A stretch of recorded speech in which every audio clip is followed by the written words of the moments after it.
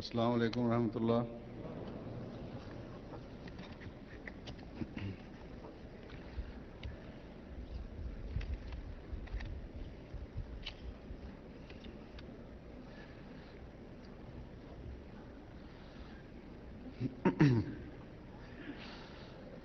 أشهد أن لا إله إلا الله وحده لا شريك له وأشهد أن محمدا عبده ورسوله.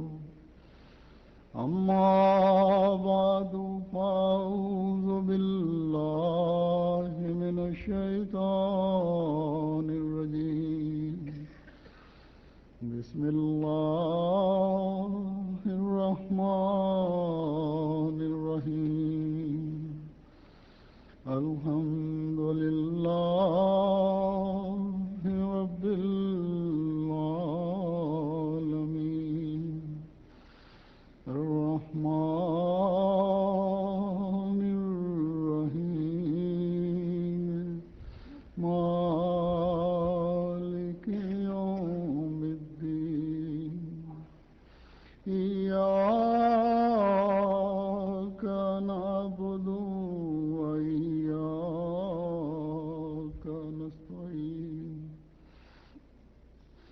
اهدنا الصراط المستقيم صراط الذين أنعمت عليهم غير المغضوب عليهم ولا الضالين.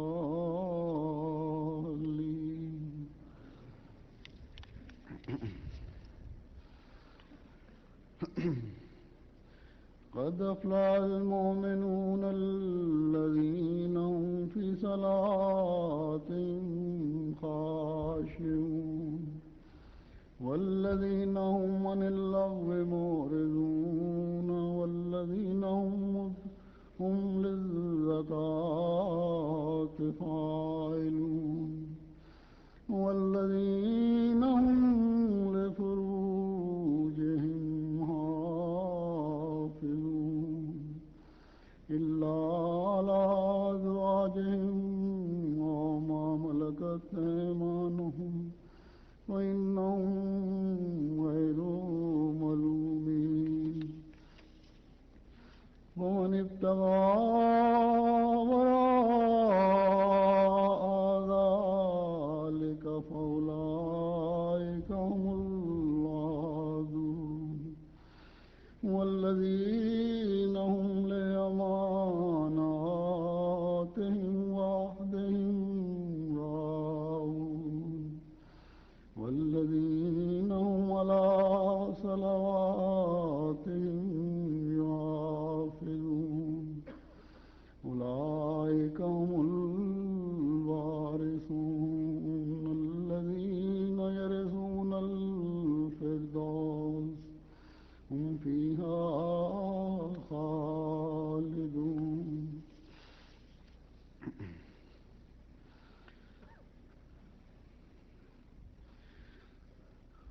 انسان دنیا میں بہت سی ایسی باتیں کر جاتا ہے جو برائیوں کی طرف لے جانے والی اور خدا تعالیٰ سے دور کرنے والی ہوتی ہیں، اور اچھے بھلے سمجھدار لوگ جن کو دین کا بھی علم ہوتا ہے وہ بھی بعض دفعہ ایسی باتیں کر رہے ہوتے ہیں کہ حیرت ہوتی ہے کہ اس قسم کے لوگ بھی ایسی باتیں کر سکتے ہیں. یہ باتیں یا حرکتیں جو جان بوجھ کر کی جا رہی ہوں یا انجانے میں کی جا رہی ہوں لغو فضول یا بیہودہ حرکتوں میں شمار ہوتی ہیں، اور ایسی حرکتیں کرنے والے یا باتیں کرنے والے سمجھتے ہیں کہ یہ تو ہلکی پھلکی باتیں ہیں، مذاق کی باتیں ہیں، دل لگانے کی باتیں ہیں یا حرکتیں ہیں، لیکن ان کو پتہ نہیں چلتا کہ یہی باتیں بعض دفعہ پھر برائیوں کی طرف لے جانے والی اور خدا تعالیٰ کے احکامات سے پرے ہٹانے والی بن جاتی ہیں۔ اس لیے ایک مومن کو ہمیشہ ان سے بچنا چاہیے، کیونکہ اپنی فلاح اور کامیابی کے لیے بھی اور اللہ تعالیٰ کی رضا حاصل کرنے کے لیے بھی ان سے بچنا انتہائی ضروری ہے۔ یہ آیات جو میں نے تلاوت کی ہیں،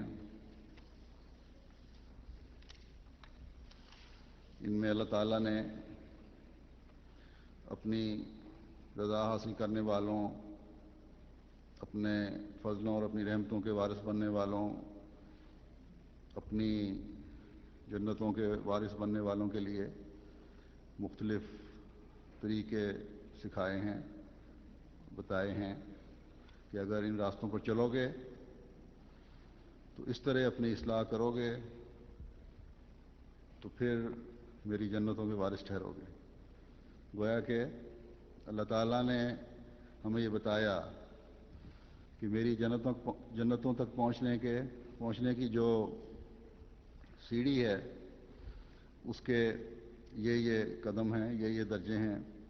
ہر سیڑھی پر قدم رکھتے ہوئے اگر میری رضا حاصل کرنے کی کوشش کرو گے تو فردوس کے مالک ہوگے، یعنی میری اس جنت کے وارث ہوگے جو تمام جنتوں کا مجموعہ ہے۔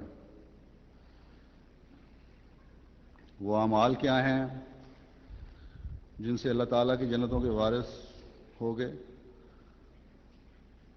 فرمایا، جیسا کہ میں نے کہا کہ اس کے مختلف درجے ہیں۔ پہلا زینہ، یہ درجہ جو ہے وہ ہے نمازوں میں عاجزی دکھانا۔ دوسرا زینہ یہ ہے کہ لغویات سے پرہیز کرنا۔ تیسرا درجہ ہے کہ اللہ کی راہ میں اپنا مال خرچ کرنا۔ پھر چوتھی سیڑھی یا درجہ یہ ہے کہ فروج کی حفاظت کرنا، یعنی شرمگاہوں کی اور اسی طرح منہ، آنکھ، کان وغیرہ کی بھی حفاظت کرنا اور ان کا صحیح استعمال کرنا۔ پھر پانچواں قدم اس سیڑھی کا ہے کہ اللہ تعالیٰ اور اس کی مخلوق سے کیے گئے عہدوں اور وعدوں کی ادائیگی۔ پھر چھٹا درجہ ہے کہ نمازوں کی حفاظت کرنے والے ہوتے ہیں یہ لوگ، یعنی ایک فکر کے ساتھ اپنی نمازوں کی بروقت ادائیگی کی طرف توجہ رکھتے ہیں۔ تو جیسا کہ میں نے پہلے بتایا ہے کہ اللہ تعالیٰ فرماتا ہے کہ فردوس کے وارث بننے کے لیے، میری جنتوں کے وارث بننے کے لیے تمہیں یہ تمام منزلیں طے کرنی ہوں گی، ان میں سے کسی درجے کو بھی کم نہ سمجھو۔ یہ تمہیں بتدریج اس معیار تک پہنچانے کے لیے ہیں، اس لیے جو کہ اللہ تعالیٰ کی رضا کا معیار ہے۔ اس لیے ان آیات کے شروع میں ہی بتا دیا کہ تمہاری فلاح، تمہاری کامیابی، تمہارا اپنے مقصد کو حاصل کرنے کا دعویٰ اسی صورت میں حقیقت ہوگا جب ہر درجے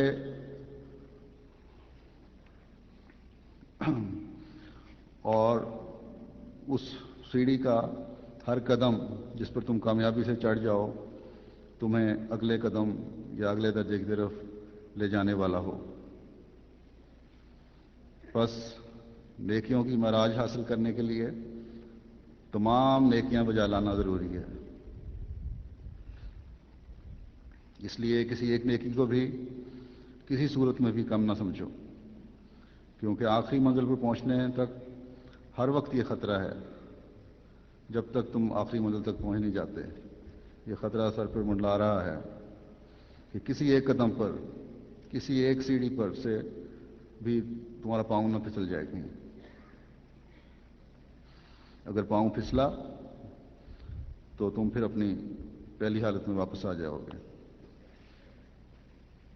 اس لیے مومن وہی فلاح پانے والے ہوں گے جو ہر سیڑھی پر پاؤں رکھتے ہوئے اپنے مقصد حیات کو حاصل کر کے اللہ تعالیٰ کی جنتوں تک پہنچ جائیں گے، اور جب وہاں پہنچ جائیں گے تو فرمایا کہ پھر فکر کی کوئی بات نہیں ہے، تم اس میں ہمیشہ رہنے والے ہو، کیونکہ اب تمہاری اس محنت کی قدر کرتے ہوئے اللہ تعالیٰ بھی تمہاری حفاظت کرے گا۔ تو ان آیات میں بیان کیا گیا نیکیوں کو حاصل کرنے کا ہر درجہ، کیونکہ ایک تفصیل چاہتا ہے، اور حضرت اقدس مسیح موعود علیہ الصلوۃ والسلام نے بھی اس کی بڑی تفصیل بیان فرمائی ہے، تو ساروں کی اس تفصیل تو بیان نہیں ہو سکتی۔ اس وقت میں نسبتاً ذرا تفصیل سے اس سیڑھی کے دوسرے درجے یعنی والذین ھم عن اللغو معرضون کے بارے میں کچھ کہوں گا۔ یہ بیماری لغو باتوں کی، لغو حرکتوں کی اور لغویات میں ڈوبنے کی کچھ آج کل زیادہ جڑ پکڑ رہی ہے، اور اسی وجہ سے یہ بیماری جو ہے تقویٰ میں بھی روک بنتی ہے، اور یہ اس طرح غیر محسوس طور پر اس کا حملہ ہو رہا ہے کہ اس بیماری کی گرفت میں آنے کے بعد بھی انسان کو یہ احساس نہیں ہوتا کہ وہ کس بیماری میں گرفتار ہے، اور کیونکہ پورا معاشرہ ہر جگہ میں، ہر علاقے میں، ہر ملک میں اس بیماری میں مبتلا ہے، اس لیے اس بیماری کی لپیٹ میں آ کر بھی پتہ نہیں لگتا کہ ہم اس بیماری میں گرفتار ہیں۔ بعض قریبی عزیزوں کو بھی اس وقت پتہ چلتا ہے جب ان لغویات کی وجہ سے ان کے حقوق متاثر ہو رہے ہوتے ہیں۔ بیویاں بھی اس وقت شور مچاتی ہیں جب ان کے اور ان کے بچوں کے حقوق مارے جا رہے ہوں، اس سے پہلے وہ بھی معاشرے کی روشنی کا نام دے کر اپنے خامدوں کی ہاں میں ہاں ملا رہی ہوتی ہیں، بلکہ بعض دفعہ خود بھی ان لغویات میں شامل ہو رہی ہوتی ہیں۔ تو اسی طرح ماں باپ، دوست، احباب اس وقت تک کچھ توجہ نہیں دیتے جب تک پانی سر سے اونچا نہیں ہو جاتا۔ نظام جماعت کو بھی پتہ نہیں لگ رہا ہوتا جب تک کسی دوست یا عزیز رشتہ دار کی طرف سے یہ نہ پتہ چل جائے کہ لغویات میں مبتلا ہے۔ تو بظاہر ایک شخص مسجد میں بھی آ رہا ہوتا ہے اور جماعتی خدمات بھی بجا لا رہا ہوتا ہے، اور اس کے ساتھ ساتھ ہی بعض قسم کی غلط حرکتوں میں، لغویات میں بھی مبتلا ہوتا ہے۔ اس لیے یہ نہایت اہم مضمون ہے جس پر کچھ کہنا ضروری ہے۔ جیسا کہ میں نے کہا تھا کہ بعض لوگ بعض باتیں اور حرکتیں ایسی کر رہے ہوتے ہیں جو ان کے نزدیک کوئی برائی نہیں ہوتی، حالانکہ وہ لغویات میں شمار ہو رہی ہوتی ہیں اور نیکیوں سے دور لے جانے والی ہوتی ہیں، اور بعض دفعہ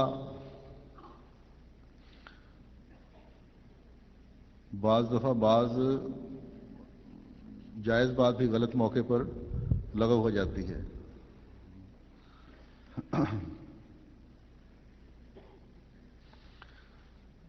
اب میں کچھ تھوڑی سی تفسیریں بیان کرتا ہوں۔ علامہ فخر الدین رازی والذین ھم عن اللغو معرضون کی تفسیر کے تحت لکھتے ہیں کہ اس بارے میں متعدد اقوال ہیں، بہت سے لوگوں نے کہا ہے۔ ایک یہ کہ اللغو میں تمام حرام اور تمام مکروہ شامل ہیں۔ دوسرا یہ کہ اللغو سے مراد صرف ہر حرام ہے۔ تیسرا یہ کہ اللغو کا لفظ خصوصی طور پر قول و کلام میں معصیت پر دلالت کرتا ہے۔ پھر یہ کہ اللغو سے مراد وہ حلال ہے جس کی حاجت نہیں۔ تو مختلف مفسرین نے جو مختلف معنی کیے ہیں اس کے، یعنی حرام چیزیں لغویات میں شامل ہیں. ایک تو یہ اس کی چیز ہوگی بڑی واضح ہے. مکروہ چیزیں لغویات میں شامل ہیں. پھر ایک نے یہ لکھا ہے کہ لغو کا لفظ خاص طور پر بات چیت میں غلط اور گناہ کی باتیں کرنے کو کہتے ہیں. اور ایک معنی یہ ہیں کہ ایسا جائز یا حلال کام بھی جس کی کسی مومن کو ضرورت نہیں ہے وہ بھی اگر وہ کرتا ہے تو وہ بھی لغویات میں شمار ہوتا ہے. تو دیکھیں لغویات سے بچنے کے لیے کس قدر باریکی میں جا کر لوگوں نے اس کی معنی نکالے ہیں. حضرت خلیفۃ المسیح اول رضی اللہ تعالیٰ عنہ فرماتے ہیں کہ اللغو کل باطل کل معاصی لغو میں داخل ہیں. تاش گنجفہ چوسر سب ممنوع ہیں. گپیں ہانکنا نکتہ چینیاں وغیرہ یعنی ہر قسم کا جھوٹ غلط اور گناہ کی باتیں. تاش کھیلنا اس قسم کی اور کھیلیں. آج کل دکانوں پر مشینیں پڑی ہوتی ہیں چھوٹے بچوں کو جوئے کی عادت ڈالنے کے لیے. رقم ڈالنے کے بعد بعض نمبروں کی گیمیں ہوتی ہیں کہ ملاؤ تو اتنے پیسے ڈالو تو اتنے پیسے نکل آئیں گے. تو اس طرح جیتنے سے اتنی بڑی رقم حاصل ہو جائے گی. تو یہ سب لغو چیزیں ہیں. اسی طرح بیٹھ کے مجلسیں جمانا گپیں ہانکنا پھر دوسروں پر بیٹھ کے اعتراض وغیرہ کرنا یہ سب ایسی باتیں ہیں جو لغویات میں شامل ہیں. والذین هم عن اللغو معرضون کی وضاحت میں حضرت اقدس مسیح موعود علیہ الصلوۃ والسلام فرماتے ہیں کہ دوسرا کام مومن کا یہ ہے یعنی وہ کام جس سے دوسرے مرتبہ تک قوت ایمانی پہنچتی ہے اور پہلے کی نسبت ایمان کچھ قوی ہو جاتا ہے. عقل سلیم کے نزدیک یہ ہے کہ مومن اپنے دل کو جو خشوع کے مرتبہ تک پہنچ چکا ہے لغو خیالات اور لغو شغلوں سے پاک کرے. کیونکہ جب تک مومن یہ ادنا قوت حاصل نہ کر لے کہ خدا کے لیے لغو باتوں اور لغو کاموں کو ترک کر سکے جو کچھ بھی مشکل نہیں اور صرف گناہ بے لذت ہے اس وقت تک یہ طمع خام ہے کہ مومن ایسے کاموں سے دستبردار ہو سکے جن سے دستبردار ہونا نفس پر بہت بھاری ہے اور جن کے ارتکاب میں نفس کو کوئی فائدہ یا لذت نہیں یا لذت ہے. بس اس سے ثابت ہے کہ پہلے درجے کے بعد کہ ترک تکبر ہے یعنی پہلا درجہ ترک تکبر ہے عاجزی دکھانا. دوسرا درجہ ترک لغویات ہے اور اس درجے پر وعدہ جو لفظ افلاح سے کیا گیا ہے یعنی فوز مرام اس طرح پر پورا ہوتا ہے کہ مومن کا تعلق جب لغو کاموں اور لغو شغلوں سے ٹوٹ جاتا ہے تو ایک خفیف سا تعلق اللہ تعالیٰ سے اس کا ہو جاتا ہے اور قوت ایمانی بھی پہلے سے زیادہ بڑھ جاتی ہے.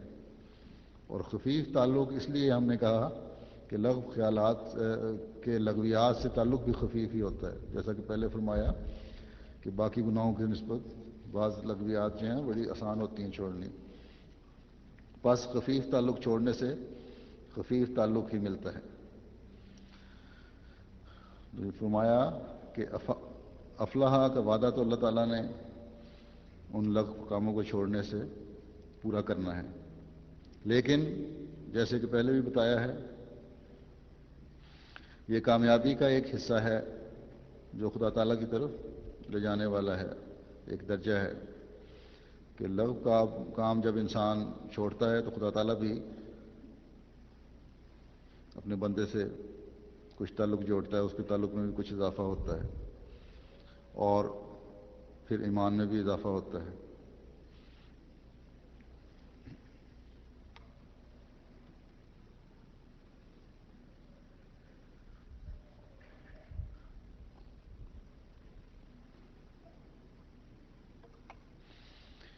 ایک دوسری جگہ فرماتے ہیں کہ ایسے مومن کو خدا تعالیٰ کی طرف کچھ رجوع تو ہو جاتا ہے مگر اس رجوع کے ساتھ لغو باتوں اور لغو کاموں اور لغو شغلوں کی پلیدی لگی رہتی ہے جس سے وہ انس اور محبت رکھتا ہے۔ ہاں کبھی نماز میں خشوع کی حالت بھی اس سے ظہور میں آتی ہے، لیکن دوسری طرف لغو حرکات بھی اس کے لازم حال رہتی ہیں، اور لغو تعلقات اور لغو مجلسیں اور لغو ہنسی ٹھٹھا اس کے گلے کا ہار بنا رہتا ہے، گویا وہ دو رنگ رکھتا ہے، کبھی کچھ اور کبھی کچھ۔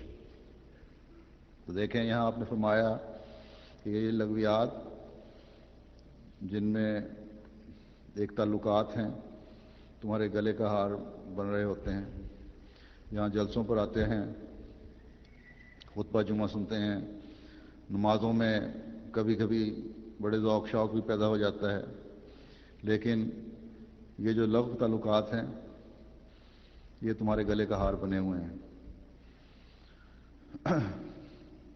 ان مجلسوں، اجتماعوں اور نمازوں کے بعد تمہارے دل پر جو اثر ہوتا ہے اس کی وجہ سے تم نیکیوں کے راستے اختیار کرنا چاہتے ہو، لیکن یہ لغو تعلقات ہیں، یہ فضول قسم کے جو لوگ ہیں اور ان فضول قسم کے لوگوں کی جو دوستیاں ہیں یہ تمہیں پھر واپس اپنے انہی راستوں پر ڈال دیتی ہیں۔ جلسوں کے بعد، اجتماعوں کے بعد، جمعہ کے بعد دل پر بعض دفعہ بڑا گہرا اثر ہوتا ہے اور ارادہ کرتا ہے انسان کہ اب میں نے نیکی کی طرف ہی آگے قدم بڑھانا ہے، لیکن جب شام ہوتی ہے، گھر سے نکلے، بازار گئے، کوئی کام کرنے کے لیے گئے، کوئی دوست مل گیا، بڑی محبت کا اظہار کیا، بڑے طریقے سے بڑی خوبیاں گنوا کر کسی لاٹری کا تعارف کروا دیا کہ تمہارے پیسے بھی ضائع کیے، اس طرح اس نے کہ لالچ تو یہ دیا کہ پیسے ضائع نہیں ہوں گے، لیکن حقیقت میں پیسے ضائع ہو رہے ہوتے ہیں، اور وہ آپ کے پیسوں کے ساتھ اپنے پیسے بھی ضائع کر رہا ہوتا ہے۔ یا پھر رقمیں جیتنے کے لیے، جیسا کہ پہلے میں نے کہا، مختلف جگہوں پر بعض مشینیں لگی ہوتی ہیں، بعض گیمز پڑی ہوتی ہیں، خاص طور پر نوجوان اور بچے، ویسے تو بڑے بھی اس میں کافی دلچسپی لیتے ہیں، باتوں باتوں میں ان کو کھیلنے پہ لگا دیا، تو اس طرح وہ دوستوں کی باتوں میں آ گئے، یا ایسے دوست جن کو سگریٹ پینے کی عادت ہوتی ہے، ان کے ساتھ تعلق کی وجہ سے سگریٹ کی عادت پڑ جاتی ہے، پھر بڑھتے بڑھتے دوسرے نشہ و رشا بھی استعمال کرنا شروع کر دیتے ہیں۔ تو ایسے لوگ جو اس طرح بگاڑنے کی کوشش کریں غلط قسم کے بےہودہ اور لغو لوگوں کے زمرے میں آتے ہیں، ان سے تعلقات ختم کرنے چاہیے۔ ان دنوں میں، جلسہ کے دنوں میں بھی بعض دفعہ بعض ایسے نوجوان آ جاتے ہیں یہاں جو نشے کے جو عادی ہوتے ہیں، بلکہ چاہے ایک عادی ہو کوئی، کیونکہ اتنی ضرورت کر کے وہی لوگ آتے ہیں جو نشہ کا کاروبار کرنے والوں کے ایجنٹ بھی ہوتے ہیں بعض دفعہ، اور یہاں آ کر پھر نوجوانوں کو باتوں باتوں میں ان لغویات میں ڈال دیتے ہیں۔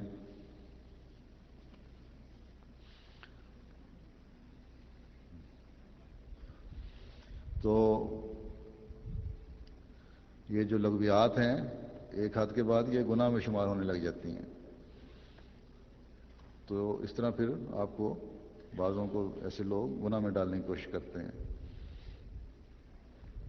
پھر لغو مجلسیں ہیں جہاں بیٹھ کر لوگوں کے متعلق باتیں ہو رہی ہوتی ہیں، ہنسی ٹھٹھا کیا جا رہا ہوتا ہے، یہ تمام مجالس بھی لغو مجالس ہیں، ان سے بچنے کی کوشش کرنی چاہیے۔ خاص طور پر یہ دن جو جلسے کے دن ہیں، یہ آپ کی اصلاح کے دن ہیں، ایک ٹریننگ کے لیے آپ یہاں اکٹھے ہوئے ہیں۔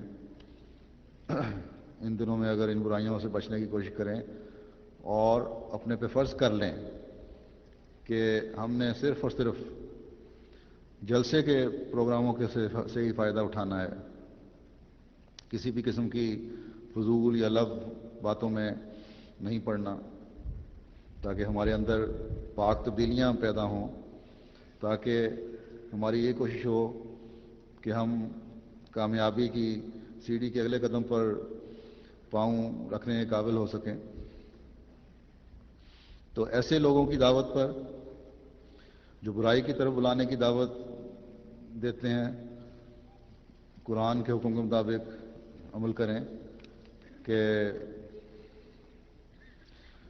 وَإِذَا مَرُّوا بِاللَّغْوِ مَرُّوا كِرَامًا، یعنی جب وہ لغویات کے پاس سے گزرتے ہیں تو وقار کے ساتھ گزرتے ہیں،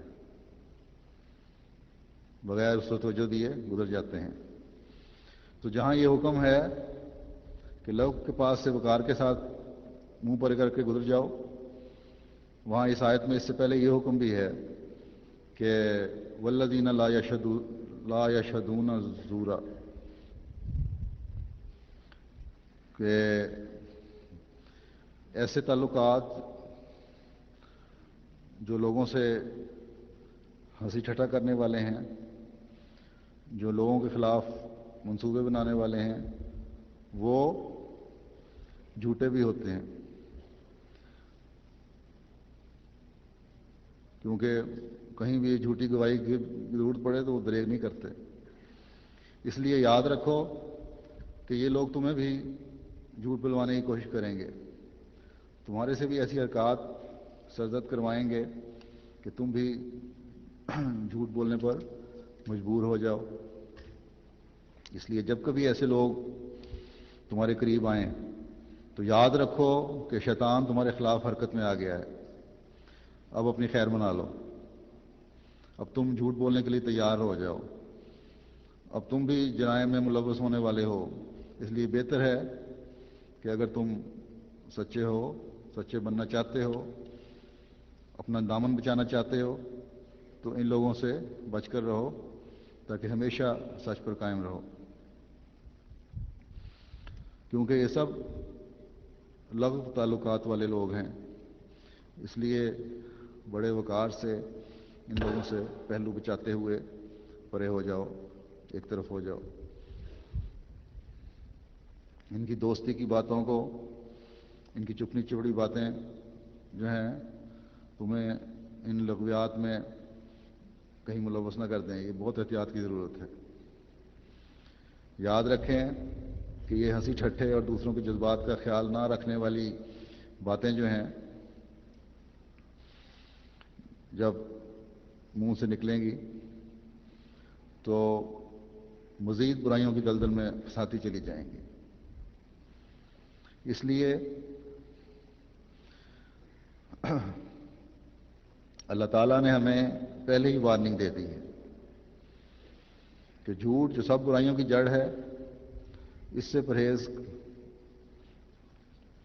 کرو، اس سے بچو تاکہ تمام لغویات سے بچے رہو۔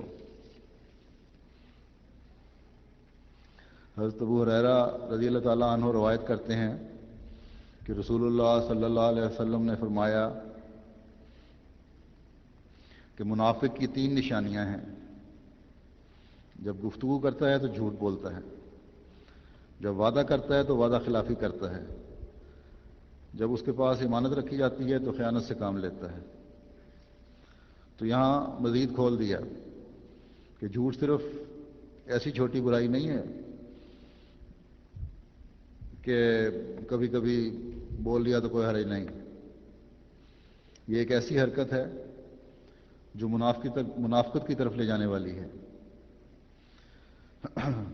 ہر کوئی اپنا جائزہ لے تو بڑی فکر کی حالت پیدا ہو جاتی ہے کہ ذرا ذرا سی بات پر بعض دفعہ اپنے آپ کو بچانے کے لیے یا مذاق میں یا کوئی چیز حاصل کرنے کے لیے جھوٹ بول رہے ہوتے ہیں، غلط بیانی سے کام لے رہے ہوتے ہیں۔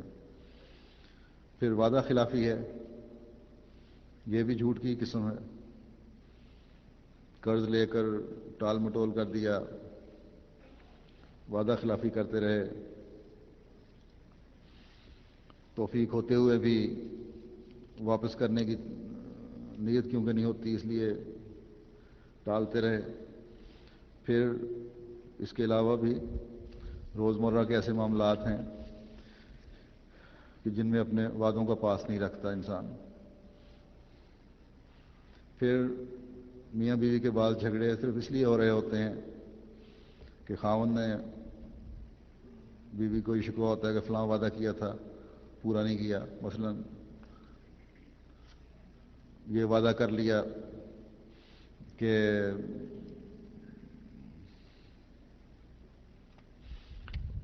جہاں اپنے کام سے واپس آ جاؤں تو فلاں جگہ جائیں گے، اس کو پورا نہیں کیا، بلکہ اپنے واپس آ کے اپنے دوستوں کی مجلسوں میں گپے مارنے کے لیے چلا گیا.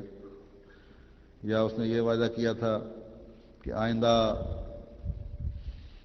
میرے ماں باپ سے اس نے سلوک کرے گا یا کرے گی، کیونکہ یہ عورت اور مرد دونوں کی طرف سے ہوتا ہے.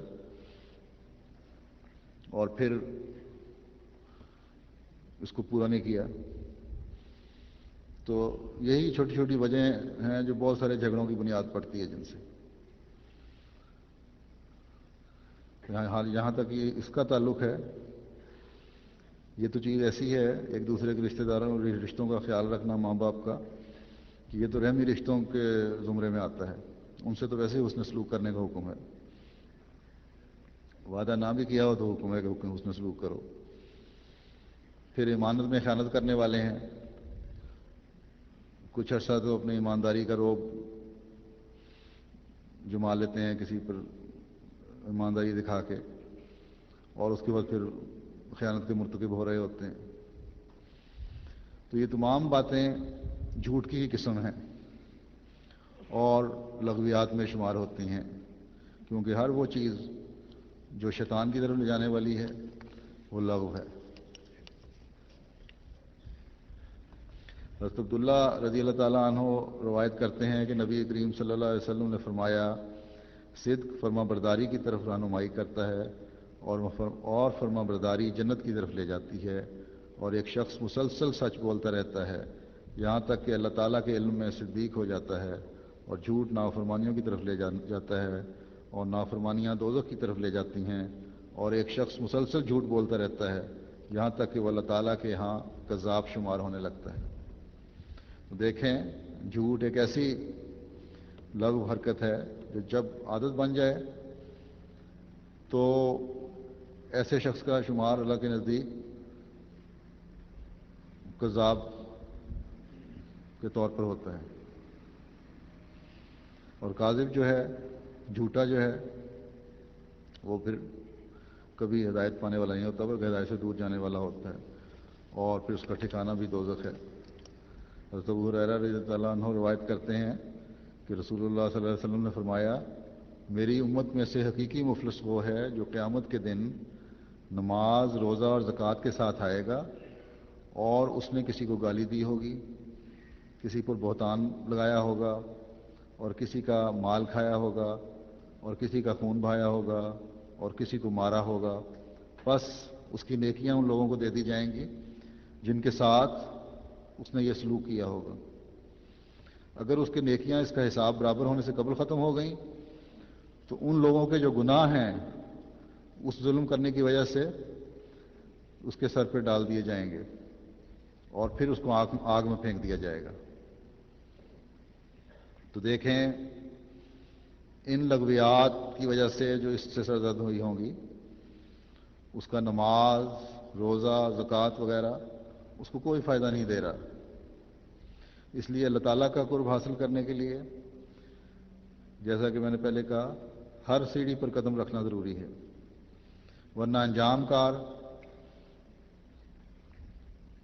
ایسے لوگوں کا یہی حال ہوتا ہے کہ ان کا ٹھکانہ پھر جہنم ہوتا ہے.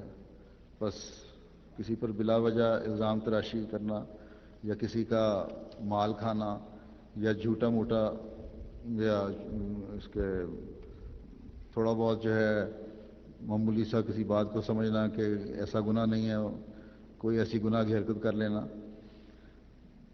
تو فرمایا کہ اس کی سزا بھی کسی کا خون بہانے کے برابر ہے. بعض لوگوں کی عادت ہوتی ہے یوں ہی بدزنی کرتے ہوئے الزام لگا دیتے ہیں، بغیر تحقیق کے یہ سوچ لیتے ہیں کہ فلاں نے میری شکایت کی ہوگی یا فلاں شخص کو میرے خلاف ابھارا ہے، وہ تو ہے ہی ایسا اور ویسا. تو بلا سوچے سمجھے ایسے الزام لگانا بھی ٹھیک نہیں ہے.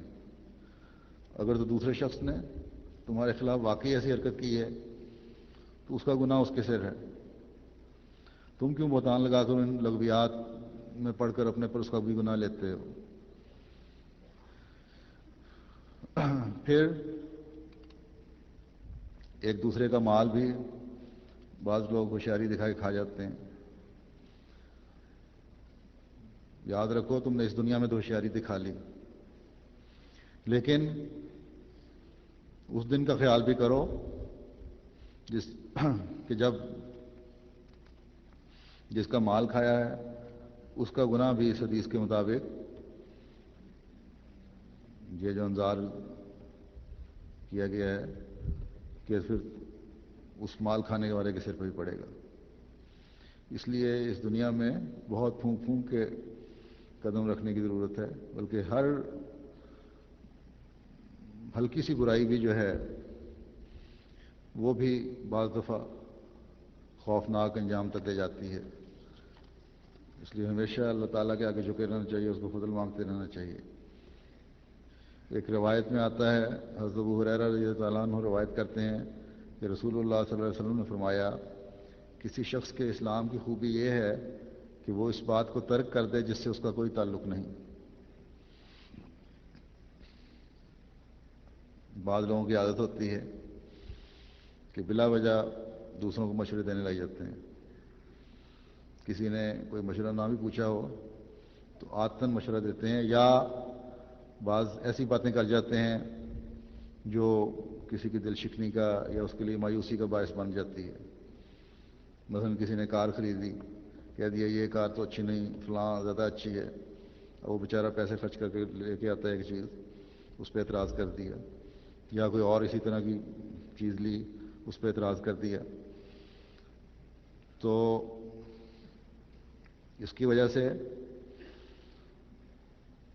پھر دوسرا جو ہے فریق جس پہ اعتراض ہو رہا ہوتا ہے وہ پھر بعض دفعہ مایوسی میں چڑ بھی جاتا ہے اور پھر تعلقات پہ بھی اثر پڑتا ہے. تو بلا ضرورت کی جو باتیں ہیں وہ بھی لغویات میں شمار ہوتی ہیں. پھر بعض دفعہ یہ ہے کہ دو آدمی باتیں کر رہے ہیں، تیسرا بلا وجہ ان میں دخل اندازی شروع کر دے، تو یہ بھی جو ہے غلط چیز ہے، لغویات میں اس کا شمار ہے.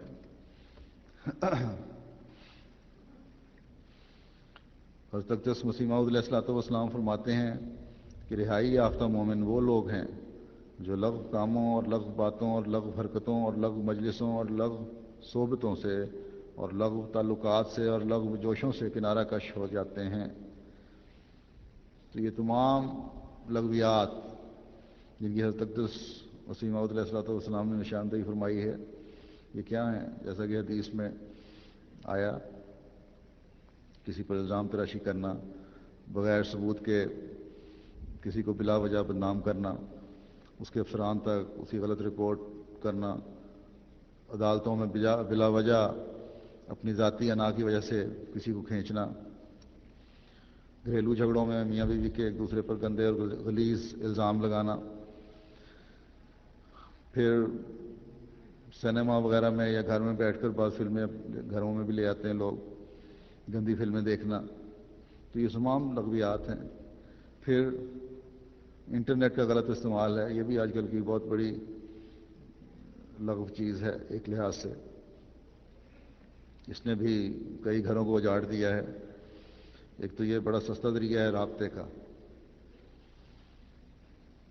پھر اس کے ذریعے سے ان رابطوں کے ذریعے سے پھرتا پھراتا رہتا ہے تو پتہ نہیں کہاں سے کہاں تک پہنچ جاتے ہیں بعض لوگ. شروع میں شغل کے طور پر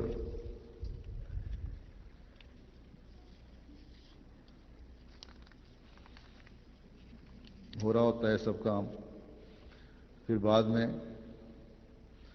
یہی شغل جو ہے وہ عادت بن جاتا ہے، گلے کا ہار بن جاتا ہے، وہ چھوڑنا مشکل ہو جاتا ہے، کیونکہ یہ بھی ایک قسم کا نشہ ہے، اور نشہ بھی لغویات میں ہے، کیونکہ جو اس پر بیٹھتے ہیں وہ بعض دفعہ جب عادت پڑ جاتی ہے تو فضولیات کی تلاش میں گھنٹوں بلا وجہ بے مقصد وقت ضائع کر رہے ہوتے ہیں. تو یہ سب لغو چیزیں ہیں. آج کل بعض ویب سائٹس ہیں جہاں جماعت کے خلاف یا جماعت کے کسی فرد کے خلاف گندے غلیظ پروپیگنڈے یا الزام لگانے کا سلسلہ شروع ہوا ہے. تو لگانے والے تو خیر یہ سمجھ رہے ہوتے ہیں اپنی دانست میں، اپنی عقل کے مطابق، کہ یہ مغلظات وقت کے وہ جماعت کو کوئی نقصان پہنچا رہے ہیں، حالانکہ ان کی ان لغویات پر کسی کی بھی کوئی نظر نہیں ہوتی. جماعت کا شاید اشاریہ 1% بھی طبقہ اس کو نہ دیکھتا ہو، اس کا پتہ بھی نہ ہو شاید. بہرحال یہ تمام لغویات ہیں. اس لیے وہ جو ان گندے غلیظ الزاموں کے جواب دینے کی کوشش کرتے ہیں، بعض نوجوانوں میں جوش پیدا ہو جاتا ہے.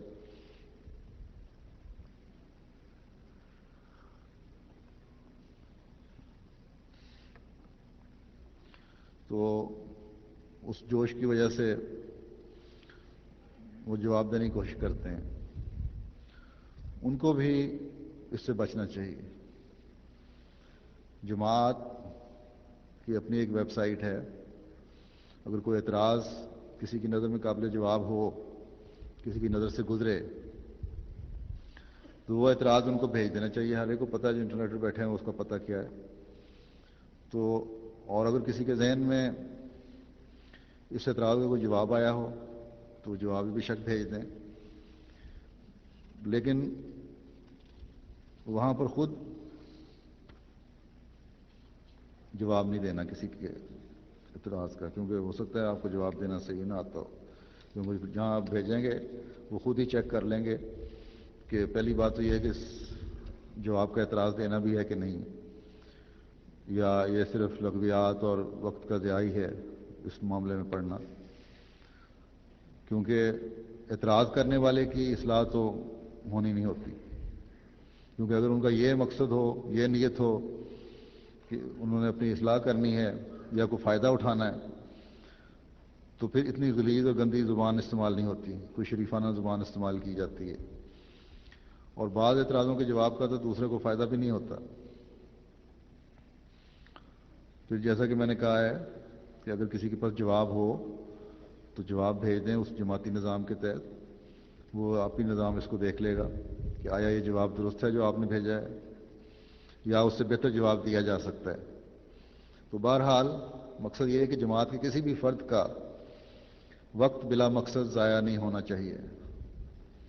اس لیے جس حد تک ان لغویات سے بچا جا سکتا ہے بچنا چاہیے، اور جو بہتر مقصد ہے اس ایجاد کا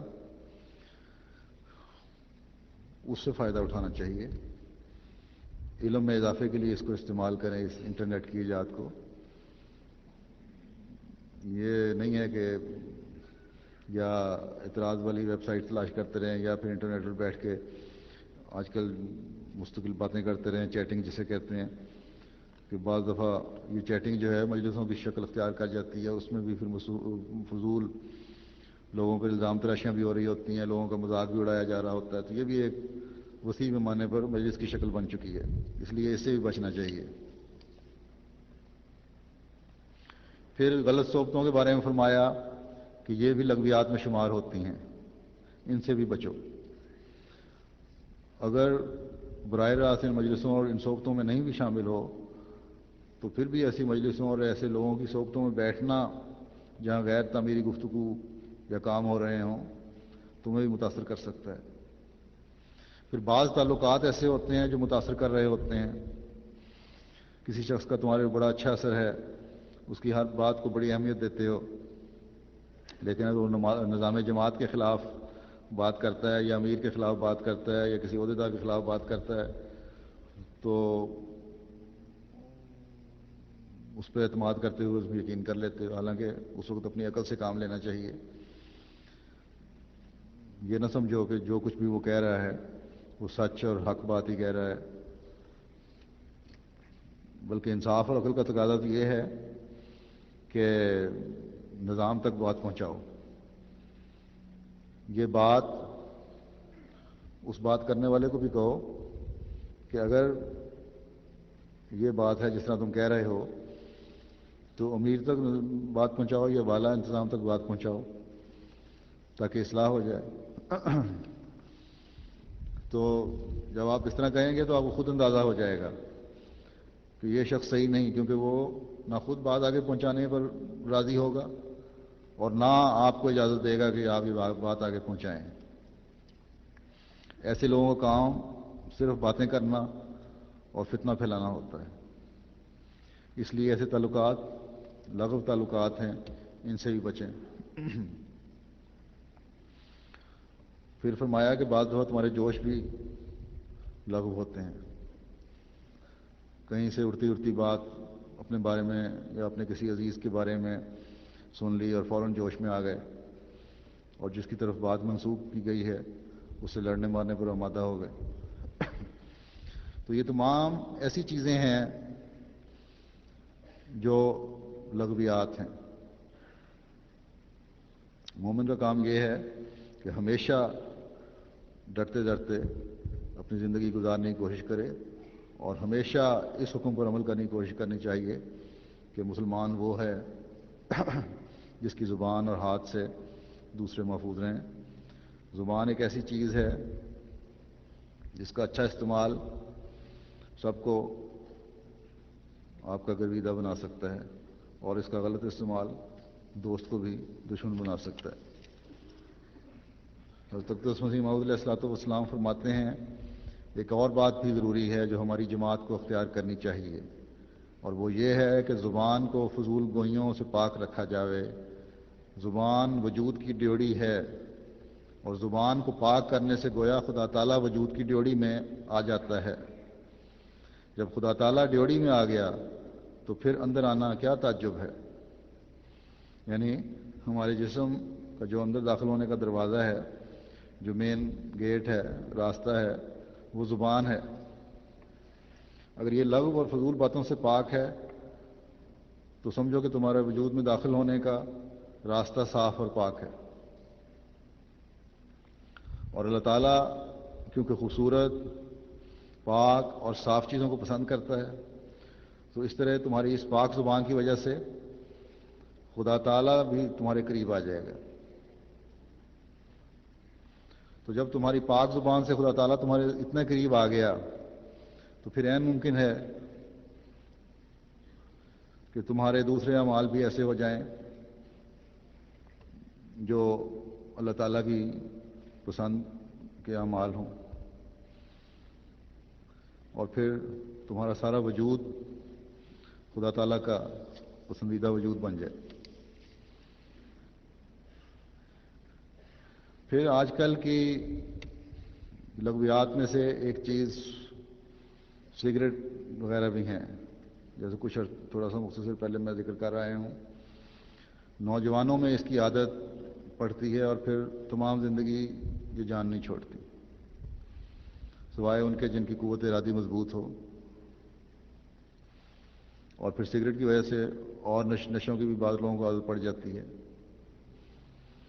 ایک دفعہ ایک شخص نے امریکہ سے تمباکو نوشی کے متعلق اس کے بہت سے مجرب نقصان ظاہر کرتے ہوئے اشتہار دیا، تو حضرت اقدس مسیح موعود علیہ الصلوۃ والسلام کو بھی سنایا گیا اشتہار. تو آپ نے فرمایا کہ اصل میں ہم اس لیے اسے سنتے ہیں کہ اکثر نوعمر لڑکے، نوجوان تعلیم یافتہ بطور فیشن ہی کے اس بلا میں گرفتار و مبتلا ہو جاتے ہیں تا وہ ان باتوں کو سن کر اس مضر چیز کے نقصانات سے بچیں. یعنی کہ جو لوگ مبتلا ہو جاتے ہیں وہ یہ باتیں جب سنیں تو ان کے نقصانات سے بچیں. فرمایا اصل میں تمباکو ایک دھواں ہوتا ہے جو اندرونی اعضاء کے واسطے مضر ہے. اسلام لغو کاموں سے منع کرتا ہے اور اسی میں نقصان ہی ہوتا ہے، لہذا اس سے پرہیز ہی اچھا ہے. تو وہ لوگ جو اس لغو عادت میں مبتلا ہیں کوشش کریں کہ اس سے جان چھڑائیں، اور والدین خاص طور پر بچوں پر نظر رکھیں، کیونکہ آج کل بچوں کو نشوں کی عادت بھی ڈالی جاتی ہے باقاعدہ پلاننگ کے ذریعے سے، اور پھر آہستہ آہستہ یہ ہو جاتا ہے کہ برے حال ہو جاتے ہیں بیچارے بچوں کے۔ یہاں بھی دیکھیں آپ کس قدر لوگ ان نشوں کی وجہ سے اپنی زندگیاں برباد کر رہے ہیں۔ ایک بہت بڑی تعداد ان ملکوں میں جن میں آپ رہ رہے ہیں، آپ دیکھیں گے سگریٹ پینے کی وجہ سے حشیش یا دوسرے نشوں میں مبتلا ہو گئی، اور اپنے کاموں سے بھی گئے، اپنی ملازمتوں سے بھی گئے، اپنی نوکریوں سے بھی گئے، اپنے کاروباروں سے بھی گئے، اپنے گھروں سے بھی بے گھر ہوئے اور زندگیاں برباد ہوئیں، بیوی بچوں کو بھی مشکل میں ڈالا، خود پارکوں یا فٹ پاتھوں یا پلیوں کے نیچے زندگیاں گزار رہے ہیں، گندی غلیظ حالت میں ہوتے ہیں، لوگوں کے آگے ہاتھ پھیلا رہے ہوتے ہیں، ڈسٹ بنوں سے گلی سڑی چیزیں چن چن کے کھا رہے ہوتے ہیں۔ تو یہ ان سارا وجہ جو ہے اس لغو عادت کی وجہ سے ہی ہے۔ اس لیے کسی بھی لغو چیز کو چھوٹا نہیں سمجھنا چاہیے، یہی چھوٹی چھوٹی باتیں پھر بڑی بن جایا کرتی ہیں۔ حضرت اقدس مسیح موعود علیہ الصلوۃ والسلام فرماتے ہیں کہ حدیث میں آیا ہے ومن حسن اسلام ترک و مالا یعنی اسلام کا حسن یہ بھی ہے کہ جو چیز ضروری نہ ہو وہ چھوڑ دی جاوے۔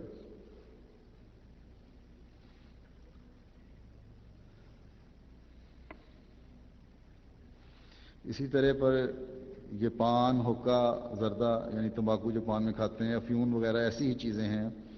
بڑی سادگی یہ ہے کہ ان چیزوں سے پرہیز کرے، کیونکہ اگر کوئی اور بھی نقصان ان کا بفرض محال نہ ہوتا ہو تو بھی اس سے ابتلا آ جاتے ہیں اور انسان مشکلات میں پھنس جاتا ہے۔ مثلا قید ہو جاوے تو روٹی تو ملے گی لیکن بھنگ، چرس یا اور منشی اشیاء نہیں دی جائیں گی، یا اگر قید نہ ہو کسی ایسی جگہ میں ہو جو قید کے قائم مقام ہو تو پھر بھی مشکلات پیدا ہو جاتے ہیں۔ عمدہ صحت کو کسی بیہودہ سہارے سے کبھی ضائع کرنا نہیں چاہیے۔ شریعت نے خوب فیصلہ کیا ہے کہ ان مضر صحت چیزوں کو مضر ایمان قرار دیا ہے، اور ان سب کی سردار شراب ہے۔ یہ سچی بات ہے کہ نشوں اور تقویٰ میں عداوت ہے۔ افیون کا نقصان بھی بہت بڑا ہوتا ہے، طبی طور پر یہ شراب سے بھی بڑھ کر ہے، اور جس قدر قوا لے کر انسان آیا ہے ان کو ضائع کر دیتی ہے، اور اب تو افیون سے بھی زیادہ خطرناک نشے پیدا ہو چکے ہیں۔ بس ان لغویات سے بچنے والے ہی تقویٰ پر قائم رہ سکتے ہیں اور اللہ تعالیٰ کے قرب پانے والوں میں شمار ہو سکتے ہیں۔ لیکن جہاں جس نے فرمایا کہ افیون کا نشہ جو ہے شراب سے بڑھ کر، اس کا مطلب یہ نہیں ہے کہ شراب کبھی پی لی تو کوئی حرج نہیں ہوا۔ اللہ تعالیٰ نے اس کو حرام قرار دیا ہے اور یہ حرام ہے۔ ان ملکوں میں کیونکہ شراب بہت عام ہے اور صحبتیں بھی ایسی مل جاتی ہیں جہاں شراب پینے والے مل جاتے ہیں، اس لیے بہت زیادہ احتیاط کی ضرورت ہے اس بارے میں۔ فرمایا کہ شراب جو ام الخبائث ہے اسے حلال سمجھا گیا ہے، اس سے انسان خشوع و خضوع سے، جو کہ اصل جزو اسلام ہے، بالکل بے خبر ہو جاتا ہے۔ ایک شخص ہو کہ رات دن نشہ میں رہتا ہے، ہوش اس کے بجا ہی نہیں ہوتے، تو اسے دوسری بدیوں کے ارتکاب میں کیا رکاوٹ ہو سکتی ہے؟ موقع موقع پر ہر ایک بات مثل زنا، چوری، قمار بازی وغیرہ کر سکتا ہے۔ ہماری شریعت نے قطعاً اس کو بند کر دیا ہے اور یہاں تک لکھ دیا ہے کہ یہ شیطان کے عمل سے ہے تاکہ خدا کا تعلق ٹوٹ جاوے۔ تو شراب کا جو نشئی ہے وہ بھی مختلف جرائم میں گرفتار ہوتا ہے، بلکہ ان ملکوں میں بھی جہاں جہاں شراب کی اجازت ہے آپ دیکھیں گے کہ بعض لوگ نشے میں بعض غلط قسم کی حرکات کر جاتے ہیں، پھر جیلوں میں چلے جاتے ہیں، اور پھر بعض یہاں کے معاشرے کے مطابق بعض شریف لوگ بھی جو ہیں بظاہر شراب کے نشے میں دھت ہوتے ہیں اور گرے پڑے ہوتے ہیں سڑکوں پہ، پولیس ان کو اٹھا کے لے جاتی ہے پھر جوا وغیرہ ہیں، یہ بھی لغویات ہیں، یہ بھی اسی وجہ سے پیدا ہوتی ہیں۔ شرابیوں کو عام طور پہ جوا کھیلنے کی بھی عادت ہوتی ہے، کسی بھی نشہ کرنے والوں کو عادت ہوتی ہے تاکہ زیادہ سے زیادہ پیسے بنیں۔ تو حضرت اقدس مسیح موعود علیہ الصلوۃ والسلام نے یہ سمجھایا کہ یہ تمام چیزیں جو ہیں یہ لغویات اور فضولیات میں شمار ہیں، اس لیے ان سے بچو۔ پھر آپ فرماتے ہیں اللہ اللہ، کیا ہی عمدہ قرآنی تعلیم ہے کہ انسان کی عمر کو خبیث اور مضر اشیاء کے ضرر سے بچا لیا۔ یہ منشی چیزیں، شراب وغیرہ انسان کی عمر کو بہت گھٹا دیتی ہیں، اس کی قوت کو برباد کر دیتی ہیں اور بڑھاپے سے پہلے بوڑھا کر دیتی ہیں۔ یہ قرآنی تعلیم کا احسان ہے کہ کروڑوں مخلوق ان گناہ کے امراض سے بچ گئی جو ان نشہ کی چیزوں سے پیدا ہوتی ہیں۔ اور یہ تو آج کل کی میڈیکل میں یہ بات ثابت شدہ ہے کہ شراب جو ہے ہزاروں دماغ کے جو سیل ہیں، خلیے ہیں، ان کو نقصان پہنچا دیتی ہے اور آہستہ آہستہ آدمی کی بہت ساری جو دماغی کمزوریاں ہیں وہ ظاہر ہونا شروع ہو جاتی ہیں۔ تو جیسا کہ آپ نے فرمایا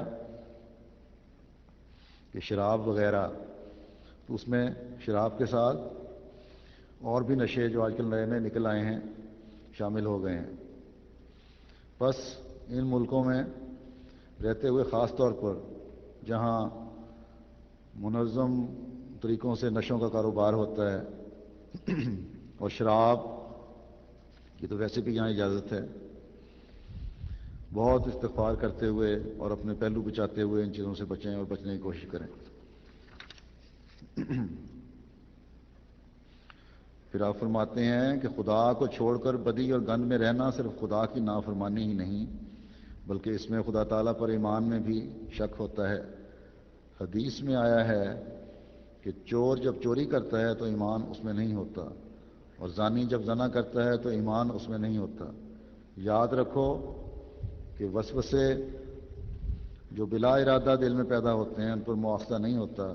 جب پکی نیت انسان کسی کام کی کرے تو اللہ تعالیٰ مواخذہ کرتا ہے۔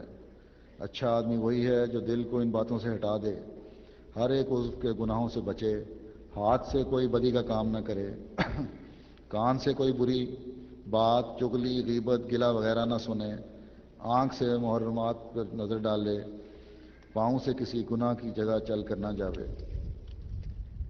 پھر آپ نے فرمایا کہ کہتے ہیں بعض عادتیں چھوٹ نہیں سکتی، کہ انسان فرماتے ہیں کہ انسان عادت کو چھوڑ سکتا ہے بشرطے کہ اس میں ایمان ہو، اور بہت سے ایسے آدمی دنیا میں موجود ہیں جو اپنی پرانی عادات کو چھوڑ بیٹھتے ہیں۔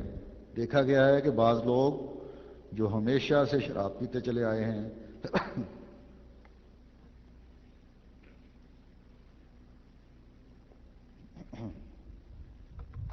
فرمایا دیکھا گیا ہے کہ بعض لوگ جو ہمیشہ سے شراب پیتے چلے آئے ہیں بڑھاپے میں آ کر جب کہ عادت کا چھوڑنا خود بیمار پڑنا ہوتا ہے یا بلا کسی خیال کے چھوڑ بیٹھتے ہیں، اور تھوڑی سی بیماری کے بعد اچھے بھی ہو جاتے ہیں۔ فرمایا کہ میں حقہ کو نہ منع کرتا ہوں نہ جائز قرار دیتا ہوں، مگر ان صورتوں میں کہ انسان کو کوئی مجبوری ہو، یہ ایک لغو چیز ہے اور اس سے انسان کو پرہیز کرنا چاہیے۔ آپ فرماتے ہیں کہ بہت قابل فکر یہ ارشاد ہے کہ ہر ایک زانی، فاسق، شرابی، خونی، چور، قمار باز، خائن، مرتشی، غاصب، ظالم، دروغگو یعنی جھوٹ بولنے والا، جعل ساز اور ان کا ہم نشیں، ان میں بیٹھنے والا بھی، اور اپنے بھائیوں اور بہنوں پر تہمتیں لگانے والا جو اپنے افعال شنیعہ سے توبہ نہیں کرتا اور خراب مجلسوں کو نہیں چھوڑتا، وہ میری جماعت میں سے نہیں ہے۔ تو حضرت اقدس مسیح موعود علیہ الصلوۃ والسلام نے تمام بڑے بڑے گناہ کرنے والوں، لوگوں کے حق مارنے والوں، لوگوں پر ظلم کرنے والوں، جھوٹ بولنے والوں، دھوکہ دینے والوں، لوگوں پر الزام تراشیاں کرنے والوں، بری مجلس میں بیٹھنے والوں کو ایک ہی زمرے میں شمار کیا ہے، اور فرمایا ہے کہ پھر ایسے لوگوں کا مجھ سے کوئی تعلق نہیں ہے۔ بس ہر ایک کو اپنا جائزہ لینا چاہیے کہ ایمان کے دعوے کے بعد ہم میں کہیں کوئی برائی تو نہیں، یا ہم ایسی برائیاں کرنے والوں میں بیٹھنے والے تو نہیں، ہماری مجالس پاکیزہ ہیں، ہمارے اعمال ہمیں اللہ تعالیٰ کی طرف لے جانے والے ہیں، اس کے حکموں پر عمل کرنے والے ہم ہیں۔ اللہ تعالیٰ سب کو اس کی توفیق دے۔ آج سے جماعت احمدیہ جرمنی کا جلسہ سالانہ شروع ہو گیا ہے۔ ان جلسوں کا مقصد بھی اپنے روحانی معیار کو بلند کرنا اور اپنے اندر نیکیوں کو قائم کرنا ہے۔ بس ان دنوں میں ایک تو دعاؤں پر زور دیں، اپنے لیے بھی، اپنے ماحول کے لیے بھی، اپنے عزیزوں کے لیے بھی، اپنے بچوں کے لیے بھی اور جماعت کے لیے بھی بہت دعائیں کریں۔ دوسرے، ہر ایک اپنا جائزہ لیتا رہے کہ کیا کیا لغویات اس میں پائی جاتی ہیں۔ پھر ہر برائی، کیونکہ ہر برائی جو ہے وہ لغو ہے، یا ہر لغو حرکت یا بات جو ہے وہ گناہ ہے، اس کو دور کرنے کی کوشش کرنی چاہیے۔ پھر اس جلسے کو، جیسا کہ حضرت اقدس مسیح موعود علیہ الصلوۃ والسلام نے فرمایا کہ یہ کوئی دنیاوی جلسہ نہیں سمجھنا چاہیے اس کو، بلکہ یہ ایک دینی اور روحانی جلسہ ہے، ایک دینی اور روحانی اجتماع ہے۔ یہاں کسی خرید و فروخت یا صرف میل ملاقات کے لیے اکٹھے نہیں ہوتے۔ حضرت مسلم موعود نے تو فرمایا تھا ایک دفعہ کہ ہمیں ان مجلسوں کو ان قواعد کے تحت لانا چاہیے جو حج کے ہیں، اور وہ یہ ہیں کہ مثلا فسق کے تشریح میں آپ نے فرمایا کہ اور معنی اس کے یہ بھی ہیں کہ ہر کہ بد کلامی کرنا، گالیاں دینا، گندی باتیں کرنا، گندے قصے سنانا، لغو اور بیہودہ باتیں کرنا، جسے پنجابی میں گپے مارنا کہتے ہیں۔ اللہ تعالیٰ فرماتا ہے کہ اگر کوئی حج کو جائے تو اسے کسی بھی قسم کی یہ باتیں نہیں کرنی چاہیے، نہ بد کلامی کرنی چاہیے، نہ گندے قصے کرنے چاہیے وغیرہ۔ پھر فرمایا کہ دوسری چیز جو حج کے لیے ہے وہ ہے فسوق۔ اس کے معنی ہیں اطاعت اور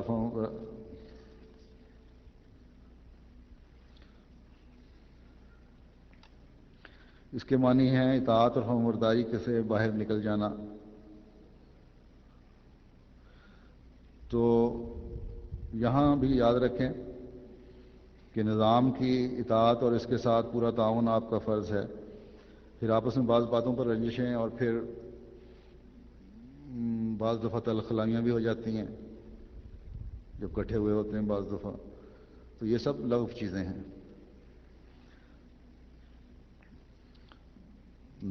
نظام جماعت کی یا یہاں کا جلسے کا جو نظام ہے اس کی ہدایات سے انحراف، یہ بھی لغویات میں شمار ہوتا ہے۔ پھر جدال آتا ہے تو فرمایا کہ یہاں بھی احتیاط کی ضرورت ہے۔ ان تلخ کلامیوں کی وجہ سے، ان رنجشوں کی وجہ سے بعض دفعہ لڑائیاں بھی ہو جاتی ہیں، ایک دوسرے پر ہاتھ بھی اٹھا لیتے ہیں۔ پھر بعض دفعہ کسی ڈیوٹی والے سے یا کسی ڈیوٹی والی سی کارکنہ سے کوئی ایسی بات ہو جائے، مثلا کسی بچے کو کچھ کہہ دیا تو اس پہ ان کے ماں یا باپ لڑنے مارنے پہ آمادہ ہو جاتے ہیں، تو ان باتوں سے بچنا چاہیے۔ بس کوشش کریں کہ ان دنوں میں ان تمام برائیوں اور لغویات سے اپنے آپ کو بچائیں اور اپنی زبانوں کو ذکر الہی سے تر رکھیں۔ اللہ تعالیٰ سب کو اس کی توفیق عطا فرمائے، اور سب شامل ہونے والوں کو اللہ تعالیٰ حضرت اقدس مسیح موعود علیہ الصلوۃ والسلام کی دعاؤں کا وارث بنائے۔ آمین۔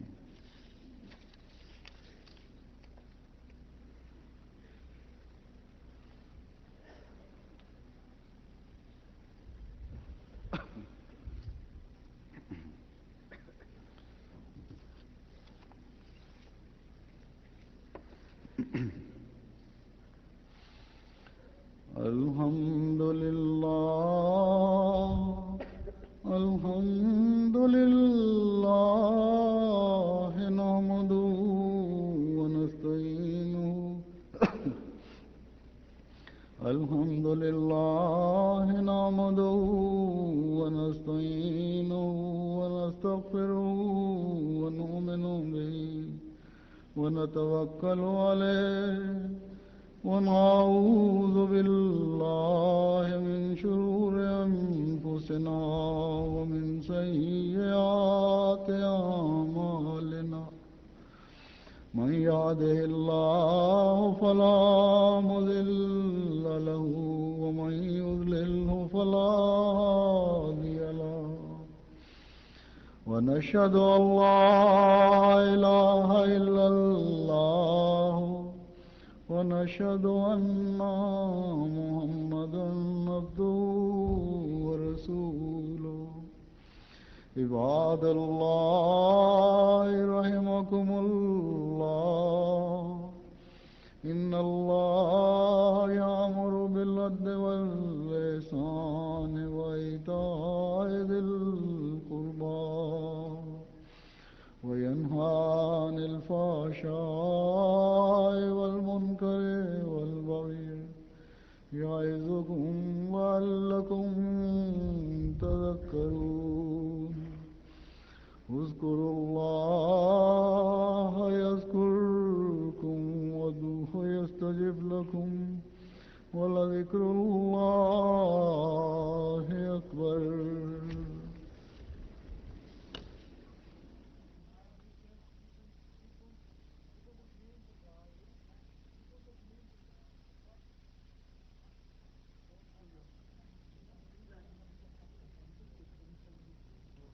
السلام علیکم ورحمۃ اللہ وبرکاتہ. خدا تعالیٰ سے دعا ہے کہ خدا تعالیٰ ہمیں حضور اقدس کے فرمودہ نصائح پر عمل کرنے کی توفیق عطا فرمائے. ناظرین، آج